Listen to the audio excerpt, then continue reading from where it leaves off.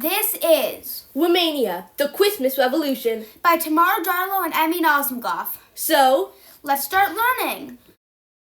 The Romanian Revolution, or the anti-communist protest to overthrow Nicolae Ceausescu, occurred on December 16, 1989, an event in Timisoara that resulted in Romania breaking free from communism. Hungarians gathered in the streets to protest an attempted eviction of a Hungarian Reformed church pastor who had said some anti-government things on national TV. The interview went viral and shocked the Securitate, or the secret police agency. The crowd was furious and protested, while the government responded with weapons, such as tear gas and water cannons. On the following day, December 17th, the military was called in because the police could no longer control the riots. Around this time, Ceausescu took a trip to Iran, leaving the fighting for his wife and army. A little after 8 p.m., a wild shooting occurred in Decibel Bridge, Lepove Avenue, and Gorosil Avenue. Tanks and trucks blocked the access to the city, while helicopters hovered overhead. The protests finally calmed down after midnight, but they didn't stop. On the 20th of December, around 100,000 protesters occupied Opera Square. On the same day, Ceausescu called a meeting about the Timisoara uprising. He raised the minimum monthly pay to 2,200 lei, or around $500. But then, protesters flooded the streets and the Securitate started shooting. Over 1,000 people died. By Christmas Day, 1989, a trial ran for 2 hours straight. Nicolae and Elena Ceausescu were sentenced to death. The Christmas Revolution of 1989, also known as the Romanian Revolution, was a violent period of social and political unrest in Eastern Europe. The Christmas Revolution was unnecessarily bloody, eventually costing more than 4,500 lives and sending children to Javiala, a prison for criminals serving life sentences. History often forgets the importance of the Romanian Revolution as a turning point in the relationship between capitalism versus communism, Europe and the Soviet Union, which led to the collapse of the USSR and gave birth to capitalism and economic growth in the region. The Romanian Revolution was a huge turning point in history, as it was the final country in southeastern Europe to break free from communism. It was also the final ring holding up the Iron Curtain. Romania, while being a fundamental revolution to this day, was bloody and cost thousands of lives. Communism was a major factor in this. Anybody who believed that the moment one person fought, everybody would join in and link arms would be wrong. When one person fought, most people supported from the side but were too scared to support the fight in public. The communist mindset started at 4 and never truly stopped. The people who lived in Romania would still be wary of listening devices and never truly learn how to speak their minds in public. Ceausescu took control of Romania in 1965. He left in very late 1989. It's almost a quarter century of controlling 23.16 million people.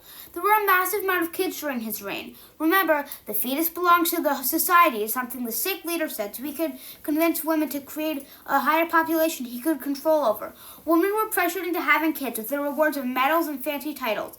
There were over 350,000 kids born in Romania in 1989 alone. Can you imagine growing up in non-heated apartments that drop below freezing, always knowing that you'll never be allowed to speak your mind or even eat a good meal? This was the kind of life the Romanian kids were forced into. While the idea of communism looks genius on paper, it never really works. Romania is living proof of this and how living in a communist society is equivalent to living in a dystopia.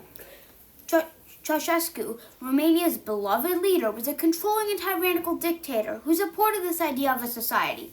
Therefore, a point about the Romanian Revolution being like living in a dystopia that it seemed impossible to break free from was true. Even after all was over, the grown-ups who are still alive today after living through 1989 would say that they still feel just a little bit broken after living in dystopia Romania for 25 years. Living in communist Romania was brutal. There was little food, electricity, privacy, or even human rights. Money was a privilege.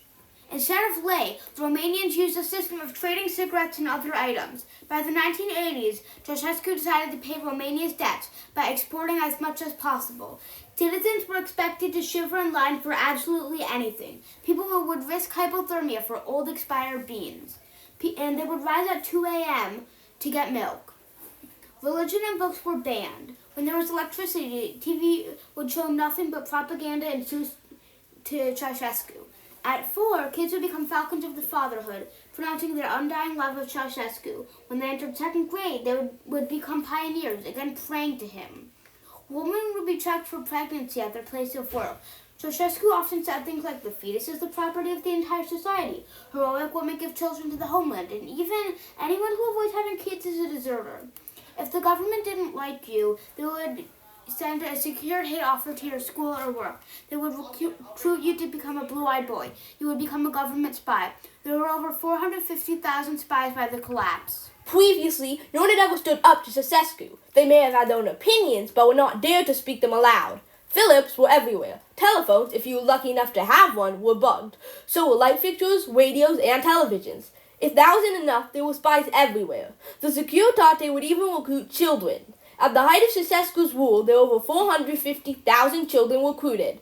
Malnourishment was common. So was hypothermia. If you were out of Kent, cigarettes were used as bribes. You were out of luck. Do you need that toe? It was December 16th, 1989. It was in Timisoara. On this day, the people of Timisoara made a public peaceful protest. The government tried to evict the Hungarian pastor Lazaro Tokes. In July, when interviewed, Tokes judged the regime. They demanded the end of communism and their leader, Ceausescu. Many people joined that protest. College kids, wives, husbands, little kids, and teenagers. The fighting resumed in Timisoara, but spread to different places in Romania. Although these protests fought for freedom, Ceausescu turned it into a bloodbath. Kids went to camps. They forced 6-year-olds to do bizarre things, such as cleanse massive piles of feces and repeatedly kiss the Ceausescus. Most died. At some point, the people from the army, the people who shot the civilians, turned on Ceausescu and started to fight for their freedom. Ceausescu fled and after several days was caught. That day, on December 25th, 1989, him and his wife's trial deaths were televised. It was a quick ending to the 24 years of misery that the Romanians had to face. After the death of Ceausescu and his wife, Elena, people from all over the world came to help rebuild Romania. Sufi Nazim, a professor at the University of Nebraska, was one of those people. He said the Romanians could only dream of the amazing food he was served. Breakfast was boiled fat called ciorba, and he had lunch with the head of the university he was helping recover. One thing Romania was not lacking was wine. He supplemented most of his diet at a Turkish store. This is some extra background information. As you can tell, the Romanians lived in absolute poverty. Most Romanians lived in apartments lit by a single 40-watt light bulb, and they often had to wear coats indoors during the winter. But while they were suffering, the Ceausescus lived in glory, with meat scales made of gold, furs and jewelry, and imported veal for dogs. With Ceausescu's daughter had plates, goblets, and cutlery made of gold, paintings with ornate frames, a cabinet filled with ceramic dishes and strings of pearls, and his son had bottles of whiskey, cartons of Kent, bottles of foreign cologne, canned food, several tube socks, and beige moccasins. Elena had custom-made designer shoes with matching handbags, and millions of dollars of necklaces. Some of these things may not seem like a lot, but the average monthly wage was $600. So, in conclusion, the Romanians for a long period of time were controlled by the horrible dictator Ceausescu and forced to hide their thoughts. When the revolution occurred, Ceausescu made it extremely violent and bloody, despite it being a peaceful protest, because he just hated the ideas of his citizens being able to speak their minds. Therefore, the Romanian Revolution, while barely mentioned and not in any curriculum I've ever heard of, was one of the most devastating and violent events in history. Our sources for this film were